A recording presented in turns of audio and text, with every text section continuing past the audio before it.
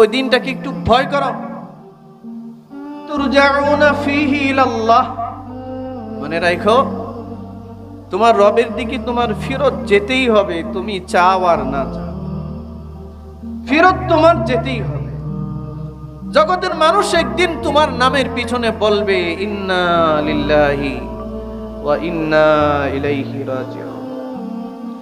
মাইকে একদিন ঘোষণা হবে যে অমুক দুনিয়াতে নাই। একদিন এমন দৃশ্য হবে যে কিছু মানুষ কোদাল আর কন্তি নিয়ে তোমার কবর খনন করতে যাবে। একদিন এমন হবে যে তোমার কাফনের কাপড় আনবার জন্য দোকানে যাবে, বাজারে যাবে, মসজিদের কোণার খাটিয়া নিয়ে টানা হেঁচড়া হবে। একদিন তোমার আর আমার শেষ বিদায়ের গোসলের আয়োজন হবে, শেষ বিদায়ের। ও মুসলমান ভাই আমার, এভাবে চলে না। আর কত খামখেয়ালির জিন্দেগি আমরা চালাবো। ও যুবক ভাই আমার, ও মুরব্বী বাবাজিরা, যেই রব মার পেটের ভেতরে আপনার মুখটাকে পবিত্র রাখবার জন্য মার সারা মাসের ঋতুস্রাবকে বন্ধ করে সেই খাবারটা নাভি দিয়া সংযোগ দিয়ে আপনাকে বাঁচিয়ে রেখেছেন, মুখ দিয়া এই খাবারটার সংযোগ দেন নাই, মার নষ্ট রক্তটা যেন আপনার মুখ দিয়া ভিতরে প্রবেশ না করে আল্লাহ মুখটাকে হেফাজত করেছেন। আর আমরা আল্লাহর দেওয়া সেই পবিত্র মুখ দিয়া দিনে যদি কথা বলি 1900 বলি মিথ্যা কথা। আল্লাহর দেওয়া সেই পবিত্র মুখ দিয়া আমরা বিড়ি খাচ্ছি, মার পেটে আল্লাহ নাভি দিয়া সংযোগ দিয়া আমাকে খাদ্য খাওয়াইছেন, মুখ অপবিত্র করেন নাই। সে মুখ দিয়া খাচ্ছি বিড়ি, সে মুখ দিয়া খাচ্ছি আমরা গাঁজা, সে মুখ দিয়া খাচ্ছি আমরা ইয়াবা, সে মুখ দিয়া খাচ্ছি আমরা মদ, সে মুখ দিয়া আমরা যত রকমের গীবত আর শেকায়াত যা যা আছে সব করতেছি, ঠিক না? এভাবে আর কত চলবে? আর কতদিন চলবে এভাবে? এজন্য ময়দানে মাহশরে সর্বপ্রথম বান্দার মুখটাকে আল্লাহ তাআলা লাগাবে। আল ইয়াউমা নাখতিমু আলা আফওয়াহিহিম ওয়া তুকাল্লিমুনা আইদিহিম ওয়া তাশহাদু আরজুলুহুম বিমা কানু ইয়াকসিবুন।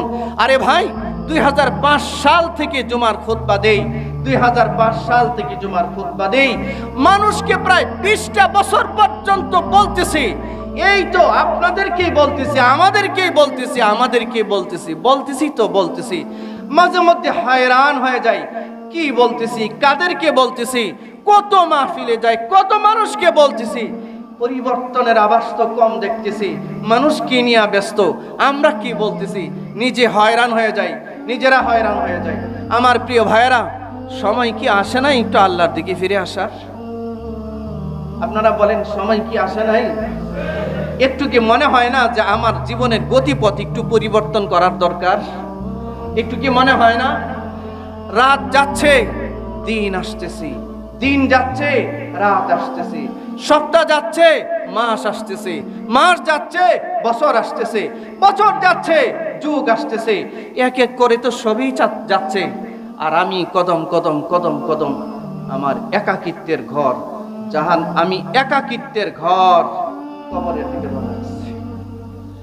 আর মাত্র কয়েকটা দিন পরে, কয়েকটা মুহূর্ত পরে, কয়েকটা ঘন্টা পরে সাদা কাফন দিয়ে পেঁচায়া এমন একটা জায়গায় আমাকে আপনাকে রেখে দিবে, আর কেউ নাই। আর কেউ স্মরণ তো করেন একটু সেই সময়টার কথা, স্মরণ তো করেন একটু সেই একাকিত্বের ঘর কবরের কথা। একটু গতিপথ পরিবর্তন করবার দরকার। আল্লাহ তৌফিক দান করুক, সবাই বলে না। আল্লাহ তৌফিক দান করুন, সবাই বলে না আমি। মানুষকে নিয়ে ব্যস্ত একটু কম হন, গীবত শেকায়েত কম করেন। বাবাজি, আপনি মুখটা দিয়ে এখনো বিড়ি খাচ্ছেন, দোকানে বসে বসে এখনো আপনি মানুষের গীবত করছেন। যুবক বন্ধু, তোমার শরীরে শক্তি দিয়েছে আল্লাহ, সেই শক্তি ব্যয় করে তুমি করো টেন্ডারবাজি, তুমি গাঁজা খাও, মদ খাও, ইয়াবা খাও, যা খুশি মনে চাই তাই করো। কত যুবক তোমার সামনে লাশ হয়ে কবরের যাত্রী হয়ে গেছে। আসেন এমন দৃশ্য? কত আপনজন কবরের যাত্রী হয়ে গেছে, কত বন্ধু কবরের যাত্রী হয়ে গেছে, কত বন্ধু কবরের যাত্রী হয়ে গেছে।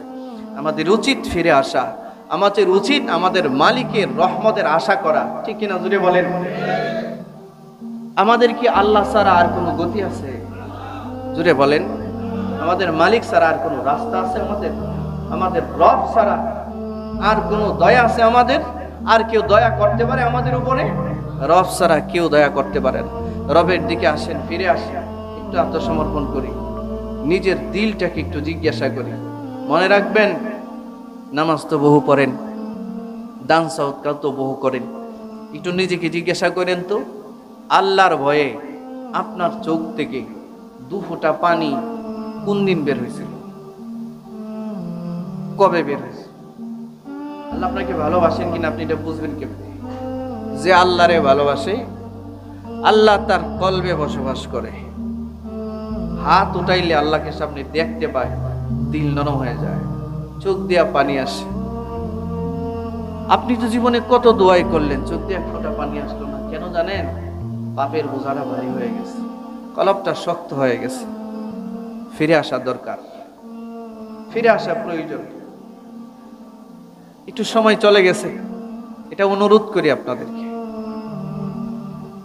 আপনি এখন জীবনের যেই প্রান্তে এসে দাঁড়িয়েছেন, আমি এখন জীবনের যেই প্রান্তে এসে দাঁড়িয়েছি, যতটুক সম্মানে আমি বসবাস করি, যতটুক সম্পদের মালিক আল্লাহ আমাকে বানিয়েছে, যতটুক সম্মান আল্লাহ আপনাকে দিয়েছে, যতটুক সম্পদ আল্লাহ আপনাকে জীবনের এই প্রান্তে এসে আপনাকে দিয়েছেন, আমি কি সত্যি এই সম্মান আর এই সম্পদের উপযুক্ত মানুষ? জুড়ে বলেন। যতটুকুন দিয়েছেন সবটুকুন শুধুই আল্লাহর দয়া। বলেন, এটা শুধুই আল্লাহর দয়া। মুখটা খুলে বলেন, এটা শুধুই আল্লাহর দয়া। বাড়ির স্বপ্ন দেখেন, ডুপ্লেক্স বাড়ি বানাবেন। আপনি তো 100% জায়গা কেনারও তৌফিক ছিল না, আর 100 এখন কত স্বপ্ন আপনার আর আমার ডুপ্লেক্স বাড়ি বানাবার। কত বড় ইজ্জতের আসনটা আল্লাহ আপনাকে দিয়েছে, কত না দেখা নিয়ামত, যাহিরাতান ওয়া বাতিনা, আপনাকে আমাকে দিয়ে পরিপূর্ণতা দিয়েছেন। কত সুন্দর চোখ দিয়ে আমাদেরকে দেখতে দিয়েছেন। পৃথিবীতে কত বাবা আছে, মা আছে, চোখ নাই, তার সন্তানকে দেখতে পারে না। কত সম্মানের আসন দিলেন, কত মাল দিলেন, কত কিছু দিলেন, যেটার উপযুক্ত আমি আর আপনি ছিলাম না। এত কিছু মালিক দিলেন, এরপরেও পাপের বাজার গরম করতেছি। একবারও মনে হয় না যে আমি মালিকের দিকে ফেরত যাব। ওয়াত্তাকু ইয়াওমান তুরজাউনা ফীহি ইলাল্লাহ। এজন্য আল্লাহ বলেন, বান্দা ওই দিনটার একটু ভয় করো, ওই দিনটাকে একটু ভয় করো। তুরজাউনা ফীহি ইলাল্লাহ, মনে রাখো তোমার রবের দিকে তোমার ফেরত যেতেই হবে, তুমি চাও আর না চাও, ফেরত তোমার যেতেই হবে। জগতের মানুষ একদিন তোমার নামের পিছনে বলবে ইন্না লিল্লাহি ওয়া ইন্না ইলাইহি রাজিউন। মাইকে একদিন ঘোষণা হবে যে অমুক দুনিয়াতে নাই। একদিন এমন দৃশ্য হবে যে কিছু মানুষ কোদাল আর কন্তি নিয়ে তোমার কবর খনন করতে যাবে। একদিন এমন হবে যে তোমার কাফনের কাপড় আনবার জন্য দোকানে যাবে, বাজারে যাবে। মসজিদের কোণার খাটিয়া নিয়ে টানা টানা হবে।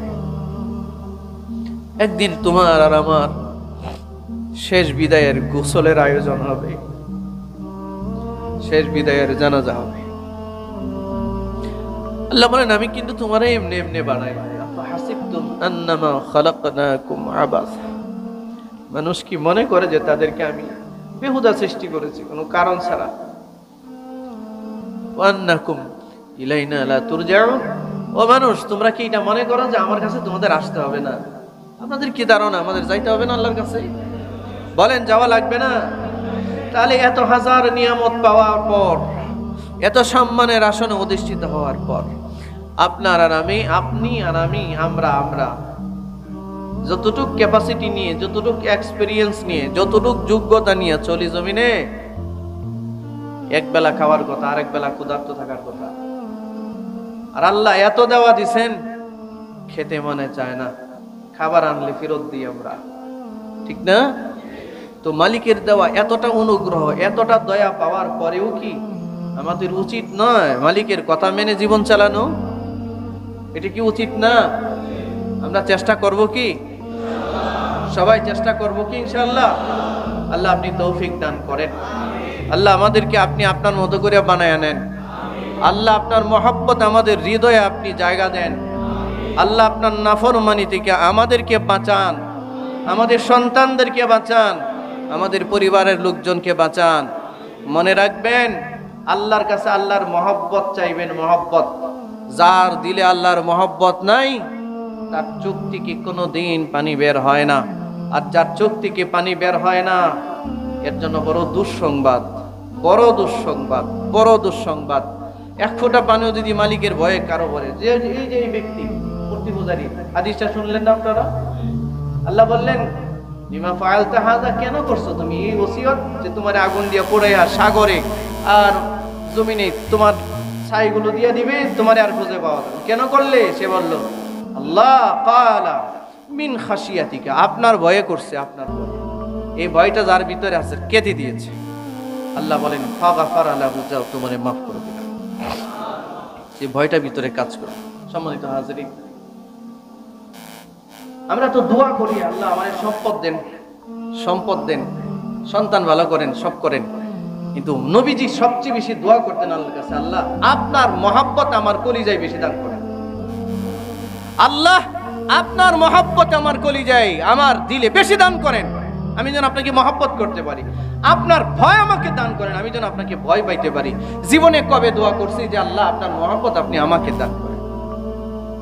শোনেন, মালিকের ভালোবাসা আর মহব্বত যদি কোনো বান্দার ভিতরে না থাকে, সে কখনো সিজদা দেওয়ার মতো ইচ্ছা করে না, সে কখনো আর ইবাদত করার উৎসাহ জাগে না। আল্লাহর কাছে দোয়া করবেন, আল্লাহ যেন তার মহব্বত আমাদের সকলের দিলে দান করেন। সবাই বলেন আমিন।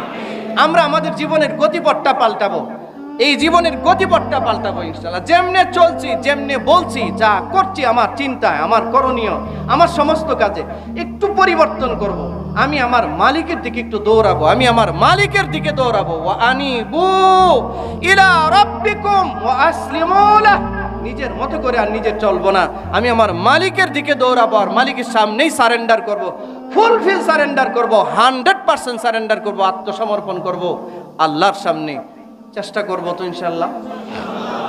দুইটা হাত উঠে আল্লাহকে দেখান, বলেন, আল্লাহ আপনার কাছে, আপনাকে আমরা ভিক্ষা চাই, আপনার কাছে আপনার মহব্বত আমরা ভিক্ষা চাই। আল্লাহ আপনার কাছে আপনার নবীর মহব্বত ভিক্ষা চাই, আপনার ভয় আমাদের দিলে দান করুন। আমিন।